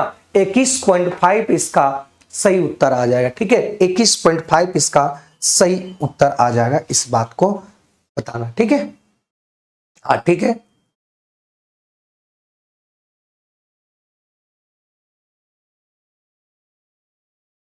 लास्ट प्रोसेस 2 दिन में 5 काम, तो हमको 54 के पहले ले जाना क्योंकि हर 2 दिन में 5 काम, 2 दिन में 5 काम, इस तरह से 10 से गुना करेंगे तो 54 के पहले 50 आ जाएगा, इधर भी 10 गुना करें, 20 दिन में 50 काम, तो बचा 4 काम। तो फिर अगला एक करेगा तो एक 3 काम कर लेगा, तो एक दिन में अगला एक 3 काम कर देगा, मतलब 53 काम कर दिया। अब 53 काम कर दिया कितना दिन में, 21 दिन में। अब इस बात को समझिएगा, बचा काम कितना 1, वो कौन करेगा बी। 21 बचा काम 1 बटा करता कितना है 2, 1/2 घंटा में कर देगा। एक जो बचा हुआ ऊपर और जो करता है वो नीचे, 1/2, मतलब 21 सही 1/2 काम होगा, ठीक है। हाँ ठीक है संगम, लिख दिए। अगला सवाल, किसी संख्या और उसके व्युत्क्रम का औसत 1 दिया हुआ है। कोई एक संख्या है, उसका व्युत्क्रम कोई एक संख्या है ना, वो नंबर को हम क्या मान लिए हैं, x मान लिए। कोई एक संख्या है उसके व्युत्क्रम का औसत बोला का है, तेरी के क्या हो गया, औसत इसका हो गया क्योंकि 2 संख्या है तो 2 संख्या का औसत निकालना है, तो 2 इसका दिया है 1। तो यहां से x + 1/x, अगर ये 2 दिया है ना, तो यहां से एक बात बताइए x का मान क्या आएगा, x का मान 1 रखने पर 2 आ जाएगा, 2 आएगा कि नहीं? x का मान 1 रखने पर 2 आएगा। इसका मतलब क्या हुआ? अब देखो यहाँ क्या बोला है, इसके वर्ग, किसके? संख्या के वर्ग, घन और घात। तो संख्या x माने हुए, x का मान 1 हुआ, तो 1 का स्क्वायर, 1 का क्यूब और 1 का पावर 4 निकालना है। 1 2 3, 3 से इसको डिवाइड कर देंगे तो ये आ गया 3/3। इसका आंसर आ गया 1। इसका आंसर आ गया कितना? 1 आ गया। 1 इसका सही आंसर हो गया। ठीक है मोना, चलिए बहुत बढ़िया, आगे बढ़ते हैं। आज के लास्ट सवाल है ये, कर वह बिंदु जिसके भुज और कोटि बराबर है। भुज और कोटि बराबर है, इसका कहने का मतलब x और y, x भुज बोलते हैं, ये कोटि बोलता है, तो ये x ये बराबर है, मतलब k और k ये दोनों बराबर है। इसका जो वैल्यू है भुज और कोटि वो k और k है, दोनों बराबर है। बिंदु 10 तथा 03 से समान दूरी पर है। एक बिंदु है यहां पे, एक बिंदु यहां पे ये 1 और 0 है और ये कोऑर्डिनेट आपका जो है क्या है? 0 और 3 है। कह रहा है इस बिंदु का आपको निकालना है, इस बिंदु का निकालना है आपको, ये पॉइंट आपको निकालना है जो इधर से भी दोनों तरह से क्या है? बराबर है। इस बात को थोड़ा सा बीच में ले लेते हैं। ये जो आपका m है, ये मिड पॉइंट है, यही निकालना है, x और y निकालना है। ठीक है, और x y निकालना है तो हम लोग जानते हैं यहां पे x भी वही है जो y है, x भी वही है जो y है, तो इस बात को समझिएगा। तो यहां से आप क्या करेंगे, मतलब x बराबर y है। ठीक है, तो ये डिस्टेंस, ये दोनों बराबर, तो डिस्टेंस निकाल लो। कह रहा है कि यहाँ पे मान लेते ये a है और ये b है, तो am बराबर क्या होगा? mb हो जाएगा। ये दोनों बराबर है, तो यहां से डिस्टेंस फॉर्मूला से निकाल लो। तो डिस्टेंस फॉर्मूला से रूट अंडर नहीं लेंगे, रूट का स्क्वायर करें तो रूट खत्म हो जाएगा। x - 1 x - 0,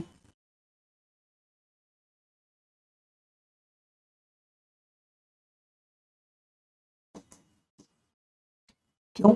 क्योंकि यहां भी तो आप क्या माने हैं, x = y, तो दोनों को x, y को भी x लिखते हैं। फिर यहां इधर आ जाओ, x - 0 का होल स्क्वायर और x - 3 का होल स्क्वायर। ठीक है, x का वैल्यू निकाल लो, ये वाला टर्म आपका कैंसिल हो जाएगा। यहां से आ जाएगा x², 1 का स्क्वायर और ये 2x हो जाएगा। ठीक है, यहाँ पे आ जाएगा x² और यहाँ 3 तिया 9 आएगा और उधर चल जाएगा क्या? -3 दूनी 6x। देखिए x कैंसिल हो गया, तो ये इधर चला आया तो कितना आ गया, या इधर चला आया तो ये 8x हो गया, ये उधर जाएगा तो ये 8x होगा। गड़बड़ कर दिए क्या?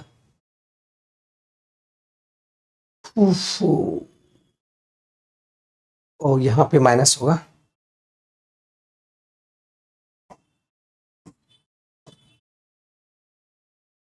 ठीक है, ये इधर आएगा 4x होगा, ये उधर जाएगा 8 होगा, तो x बराबर कितना आ गया? इसका मतलब क्या हुआ, x बराबर भी 2 और y बराबर भी 2, क्योंकि ये दोनों बराबर है तो 2 2 आंसर आ गया, बी इसका सही आंसर आ गया। ठीक है, या तो ऑप्शन रख दूं या तो क्या रखेंगे, ऑप्शन भी रख देंगे, तो ऑप्शन रखने से भी आपका आंसर क्लियर हो जाएगा। ऑप्शन भी रख देंगे, आसान हो जाएगा ऑप्शन भी रखने पर। ठीक है, बाय ऑप्शंस भी इसको बना सकते हैं, ऑप्शन रखकर इसको बना सकते हैं, कोई इसमें इशू नहीं है। ठीक है, चलिए यहां तक आज की क्लास था और सारी क्लास, चलिए थैंक यू। आज की क्लास को हम लोग यहीं पे स्टॉप करते हैं और मिलते हैं नेक्स्ट क्लास। कल हम लोग फिर डिस्कशन लेंगे, 66 नंबर सेट को हम लोग करने की कोशिश करेंगे। Thank you.